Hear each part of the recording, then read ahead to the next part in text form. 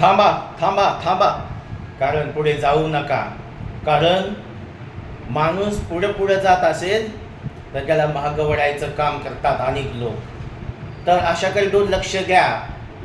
कारण आपला रस्ता सोडू नका, पुढे चालायला शिका. कसं आहे, रस्त्यानं चालत असताना ऊन लागतं नाही का.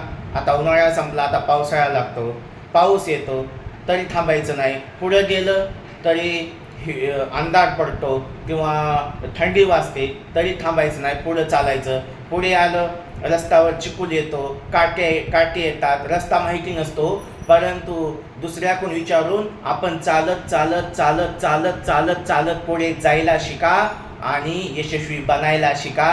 अनेक लोक वाईट मार्गाला कसं जाईल, मागं कसं पडेल अशा भावनेचे खूप लोक असतात आणि हजारातून एकच माणूस असतो समजून घेणारा, समजदार, समजून सांगणारा असा माणूस शोधायला आणि असं शिखर गाठायला खूप खूप खूप खूप मेहनत, खूप समजून घ्यावं लागतं.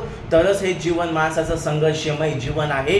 उगं नाही दादांनो, मरणं सोपं आहे, पण या जीवनात जगणं आणि पुढे जाणं फार कठीण आहे. बरोबर आहे का नाही? बरोबर आहे का नाही? म्हणून चांगलं शिका, पुढे जायला शिका. चला, हे शिकवण दिली माझ्या छत्रपती शिवरायांनी, बाबासाहेबांनी, संतांनी. चला.